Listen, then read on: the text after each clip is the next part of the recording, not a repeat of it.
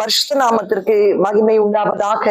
இந்த காலத்தை தொடர்ந்து தேவனுடைய வார்த்தையை தியானிக்க கர்த்தர் நமக்கு கிருபை செய்வாராக. எரேமியா 31:16 படி, நீ அழாதபடிக்கு உன் சத்தத்தை அடக்கி, நீ கண்ணீர் விடாதபடி உன் கண்ணிமைகளை காத்துக்கொள், உன் கிரியைகளுக்கு பலனுண்டு என்று கர்த்தர் சொல்கிறார். கடந்த நாட்களில் நேற்றைய தினத்திலே கூட உங்கள் பொல்லாத கிரியைகளை விட்டு நீங்கள் மனம் திரும்பும் போது கர்த்தர் உங்களுக்கு மனஸ்தாபப்பட தேவன் என்று நாம பார்த்தோம். இன்றைக்கு தொடர்ந்து உங்கள் கிரியைகளுக்கு எப்படி பலன் உண்டு என்று பார்க்கும்போது நீதிமொழிகள் 24ஆம் அதிகாரம் 11-12 வாசிக்கும் போது, மரணத்துக்கு ஒப்புவிக்கப்பட்டவர்களையும் கொலையும் போகிறவர்களையும் விடுவிக்க கூடுமானால் விடுவி, அதை அறியோம் என்பாயாகில் இருதயத்தை சோதிக்கிறவர் அறியாரே. அவர் மனுஷனுக்கு அவனவன் கிரியைக்கு தக்கதாக பலன் அளியாரோ. எவ்வளவு அழகா வேதம் சொல்லுகிறது. ஒருவன் மரணத்துக்கு ஒப்புவிக்கப்பட்டவனா இருப்பானால், கொலைக்கு ஒப்புவிக்கப்பட்டவனா இருப்பாயானால், அதை நீ அறிந்திருப்பாயானால், அவனை நீ விடுவிக்க கூடுமானால் நீ விடுவி என்று கர்த்தர் சொல்கிறார். உங்களுக்கு தெரிஞ்சவர்கள் யாராவது மரணத்துக்கு ஒப்புவிக்கப்பட்ட மரண தருவாயிலே இருப்பார்களானால், கொலைக்கு நியமிக்கப்பட்டவர்களா இருப்பார்களானால், அது உன் காதுல எட்டும் போது நீ கேளாமல் இருக்கக்கூடாது. நீ அதை அறிந்திருப்பாயானால் அவளை விடுவிக்க உன் ஆத்மா கொந்தளிக்க வேண்டும். ஸ்தோத்திரம். அப்படி நீ விடுவிக்க பிரயாசப்படும் போது அந்த மனுஷன், எந்த மனுஷன் விடுவிக்கிறானோ அதனுடைய கிரியைக்கு தக்க பலனை கர்த்தர் கொடாமல் இருக்க மாட்டார். நிச்சயமாகவே அதனுடைய கிரியைகளுக்கு தக்க பலனை கொடுப்பார். உதாரணத்துக்கு உங்களுக்கு சொல்ல வேண்டுமானால், அப்போஸ்தலர் நடவடிக்கைகள் 16ஆம் அதிகாரம் 25-31 வாசிக்கும் போது, அப்போஸ்தலனாகிய பவுலும் சீலாவும் சுவிசேஷம் சொன்னது நிமித்தம் சிறைசாலைக்கு கடந்து போக வேண்டிய ஒரு அனுபவம் காணப்பட்டது. அப்பொழுது அவர்கள் சிறைசாலையிலே அடிக்கப்பட்டு தொழு மரத்திலே தொங்கிக் கொண்டிருக்கிறார்கள். அவர்கள் பாடி துதி செய்கிறார்கள். அந்த ராத்திரியிலே சிறைசாலை கதவுகள் திறக்கப்படுகிறது. பூமி அதிர்கிறது. பூமியின் அஸ்திவாரம் அதிர்கிறது. கட்டுகள் கலன்று போகிறது. பவுலும் சீலாவும் வெளியே வருகிறார்கள். அப்பொழுது சிறைசாலைக்காரன் எழுந்து பார்க்கும்போது சிறைக்குள்ளே பவுலும் சீலாவும் இல்லை. ஐயோ, இதை ரோமர்கள் அறிந்தால் தன்னை கொலை செய்து விடுவார்கள் என்று சொல்லி தன்னை மாய்த்துக் கொள்வதற்காக பட்டயத்தை எடுக்கிறார். அப்பொழுது பவுலும் சீலாவும் அவனிடத்திலே வந்து, உன்னை நீ மாய்த்துக் கொள்ளாதே, உன்னை கொலை செய்து கொள்ளாதே, நாங்கள் இங்கேதான் இருக்கிறோம் என்று சொல்லும் போது, ஆண்டவன் மாறே, ரட்சிக்கப்படுவதற்கு நான் என்ன செய்ய வேண்டும் என்று கேட்கிறார்.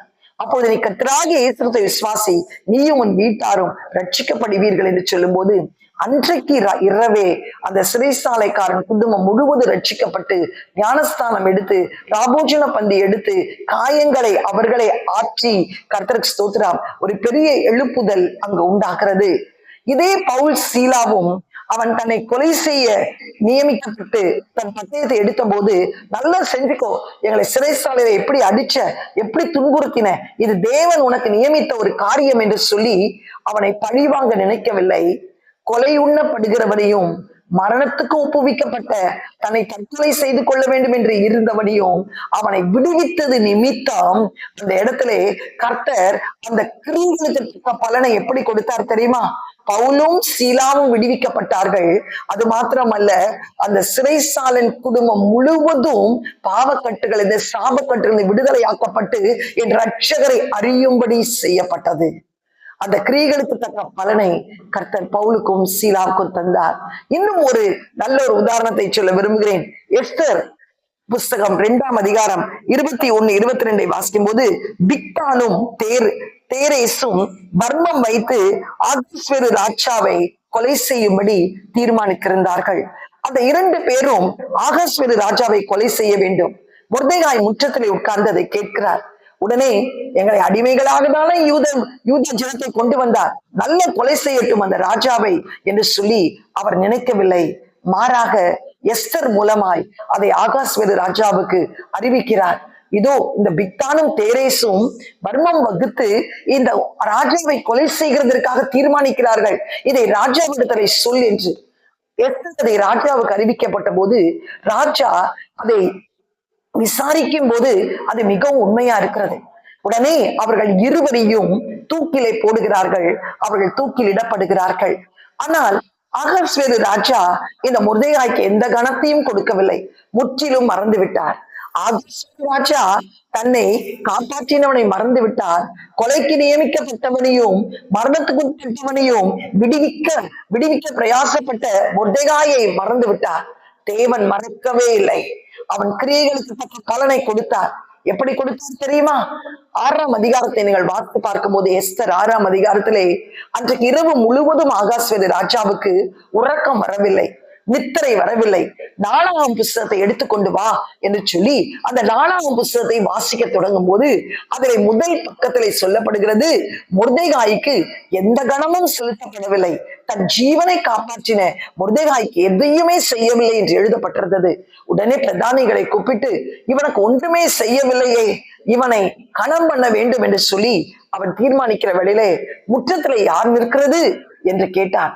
ஆமான் அந்த இடத்திலே மொர்தெகாய்க்காக 50 முழ உயரத்திலே தூக்கு மரத்தை செய்து விட்டு அவனை தூக்கிலே போடுவதற்கு ராஜாவிடத்திலே உத்தரவு பெறுவதற்காக நின்று கொண்டிருந்தான்.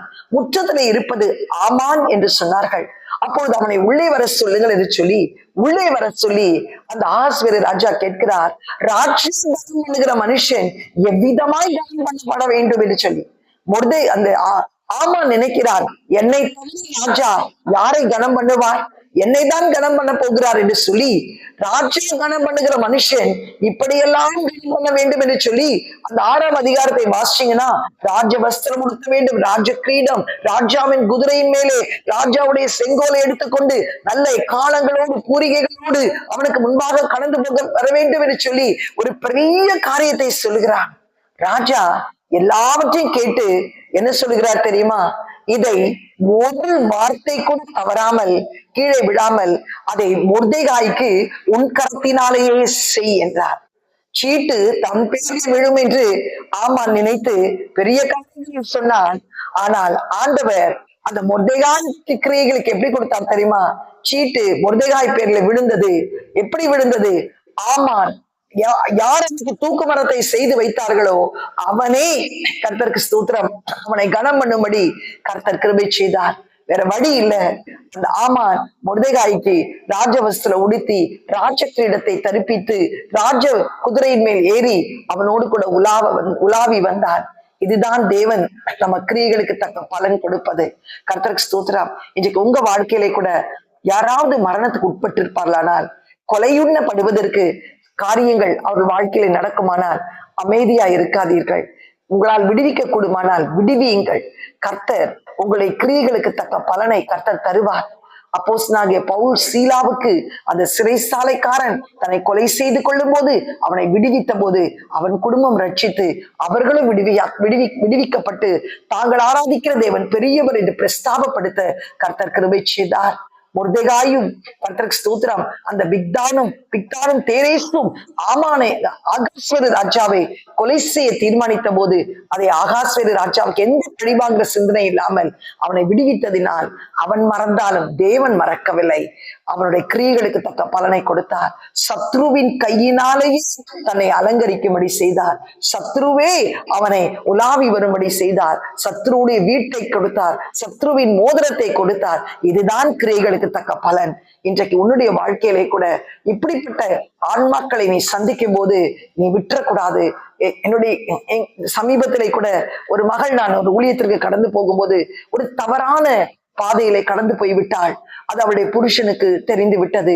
உடனே இடத்துல கதறி அழுது, ஆண்டி நான் தற்கொலை பண்ணுவதற்காக பிரயாசப்பட்டு நான் ஒரு ஃபேன்ல கூட ஷாலை கட்டிட்டேன், இன்னும் கொஞ்ச நேரத்துல நான் தற்கொலை பண்ணிக்கணும்னு நான் நினைச்ச போது திடீர்னு உங்க ஞாபகம் வந்தது, உங்ககிட்ட பேசலான்னு நான் இறங்கி வந்து போன் எடுத்தேன் என்று சொல்லும் போது, நான் ஊழியத்துக்கு போகிற இடம் 1 மணி நேரம். அந்த 1 மணி நேரம் அந்த மகளோடு கூட நான் பேசினேன். நித்திய ஜீவனை குறித்து, நரகத்தை குறித்து, ஆத்மா அழிந்து போக கூடாது என்று சொல்லி அந்த பாவத்திற்கும் கர்த்தர் மன்னிப்பார் என்று சொல்லி அவளிடத்துல பேச பேச பேச அவள் ஒரு விடுதலை ஆகி அழுது அவளுடைய அவள் ஒரு விடுதலையாக்கி இன்றைக்கு தன் கணவனோடு ஒப்புரவாகி அவள் சமாதானத்தோடு இருக்க கர்த்தர் கிருபை செய்தார். இன்னொரு மகள் கூட சமீபத்திலே கர்த்தருக்கு ஸ்தோத்திரம் ஒரு டிப்ரெஷன்ல போய் எனக்கு ஒவ்வொரு நாளும் நான் சாக போகிறேன், நான் சாக போகிறேன், நான் சாக போகிறேன் என்று சொல்லி மெசேஜ் அனுப்பி கொண்டே இருப்பாள். அவளோடு கூட பல மணி நேரங்கள் ஒவ்வொரு நாளும் செலவு செய்து கர்த்தருக்கு ஸ்தோத்திரம் அந்த பெரிய அந்த பாவ கட்டிலிருந்து அவளை விடுதலையாக்கி, அந்த சாப கட்டில் சத்ருவின் பிடியிலிருந்து அவளை விடுதலையாக்கி இன்றைக்கு ஆண்டவருடைய பெரிதான கிருபையினால் அவள் முற்றிலும் விடுதலையாக்கப்பட்டு இன்றைக்கு அவளுக்கு ஒரு அழகான திருமணம் நடக்க கர்த்தர் கிருபை பாராட்டினார். எனக்கு அருமையானவர்களே, இந்த காலை வேளையிலே கூட உன் வாழ்க்கையிலே உன்னுடைய நண்பர்களோ உன்னுடைய சிநேகிதர்களோ உன் குடும்பத்தினரோ மரணத்துக்கு உட்பட்டிருப்பார்களானால், கொலைக்கு உட்பட்டிருப்பாரானால் விடுவிக்க கூடுமானால் விடுவி. அப்பொழுது ஆத்மாவை கர்த்தர் அறிவார். நான் அறியேன் என்று சொல்வாயானால் அதையும் தேவன் அறிவார். ஆனால் நீ அறிந்து அதை விடுதலையாக்க பிரயாசப்படுவாய் ஆனால் அதனுடைய கிரியைகளுக்கு தக்க பலனை கர்த்தர் கொடுப்பார். பவுல் சீலாவை ஆசீர்வதித்த தேவன், மொர்தெகாய்க்கு அவன் கிரியைகளுக்கு தக்க பலனை கொடுத்த தேவன் கர்த்தர் உனக்கும் தர வல்லமை உள்ளவராயிருக்கிறார். உன் கிரியைகளுக்கு பலன் உண்டு என்பதை கர்த்தர் இந்த காலவேளையிலே சொல்கிறார். கண்களை மூடி ஜெபிக்கலாமா? எங்களை அதிகமாய் நேசிக்கிற நல்ல தகப்பனே, நீ அழாதபடிக்கு உன் சத்தத்தை அடக்கி கண்ணீர் விடாதபடி உன் கண்ணிமைகளை காத்துக்கொள். உன் கிரியைகளுக்கு தக்க பலன் உண்டு என்று சொன்னீரே அப்பா. இந்த காலைவெளியிலும் மரணத்துக்கு உட்பட்டவர்களையும் கொலையுண்ணப்படுகிறவர்களையும் விடுவிக்க கூடுமால் விடுவி. அதை நான் அறியேன் என்பாயாகில் உன் ஆத்மாவை அறிந்திருக்கிறவர் அதை அறிந்திருக்கிறார். நீ விடுவிப்பாயானால் உன் கிரியைகளுக்கு பலனுண்டு என்ற நீதிமொழிகளிலே வாசித்தோமே. கர்த்தாவே, எங்களுடைய அன்றாட வாழ்க்கையிலே அப்பா இன்னைக்கு பல பாவங்களிலும் சாபங்களிலும் ஆத்மாவிலே மறித்து போயிருக்கிற அநேகரை நாங்கள் பார்க்கிறோமே. ஆண்டவரே, அவர்களை விடுவிக்கிறதற்காக எங்களை நியமித்திருக்கிறேன் சுவாமி. ஆண்டவரே, நாங்கள் அதை அறியோம் என்று சொல்லி எங்கள் மனம் போன போக்கிலே நாங்கள் நடப்போமானால் ஆண்டவரை கொலை உண்ணப்படுகிறவர்களை நாங்கள் ஆண்டவரை சத்ரு பிடியில இருக்கிறவர்களை நாங்கள் விடுவிக்காமல் எங்களுடைய காரியங்களிலே நாங்கள் முக்கியத்துவம் கொடுத்து வாழ்வோமானால் ஆண்டவரே, அந்த ஆத்மாக்களை குறித்து பரிதபிக்கக்கூடிய ஒரு இருதயம் எங்களுக்கு இருக்காமல் இருக்குமானால் ஆண்டவரே அப்பா, எங்கள் ஆத்மாவை அறிகிறவர் அதை அறிவீர் என்று நாங்கள் வாசிக்கிறோமே. ஆனால் நாங்கள் அதே சமயத்திலே அவனை விடுவிக்க பிரயாசிக்கப்படும் போது பவுல் சீலாவுக்கு கொடுத்த ஆசீர்வாதம், மொர்தெகாய்க்கு கொடுத்த ஆசீர்வாதத்தை நீர் எங்களுக்கு தர வல்லமை உள்ளவராயிருக்கிறீர். அதுவும் அந்த சத்துருவின் கையினாலேயே ஆண்டவரே எங்களுக்கு அந்த ஆசீர்வாதத்தை சுதந்திரிக்கும்படி நீ செய்ய வல்லமை உள்ளவராயிருக்கிறீரப்பா. எங்கள் கிரியைகளுக்கு தக்க பலனுண்டு என்று சொன்ன தேவன் அப்பா, நாங்கள் ஆத்தும ஆதாயம் செய்யும் போது அதற்கு ஏற்ற பலனை எங்களுக்கு தர வல்லமை உள்ளவராயிருக்கிறீர். இந்த கடைசி காலத்துல எத்தனையோ வாலிப பிள்ளைகள் ஆண்டவரே தற்கொலைக்கும் பாவத்திலும் ஆத்மா நிலைமையில இருக்கிற மரித்து போன நிலைமையில இருக்கிற அந்த ஆத்துமாக்களை விடுவிக்க கர்த்தரைகளுக்கு கிருபை தாரும். அதனுடைய பிரதிபலன் கிரியைகளுக்கு தக்க பலனை அனுபவிக்க உதவி செய்யும். இயேசுவின் மூலம் நல்ல பிதாவே, ஆமேன். God bless you. Praise the Lord.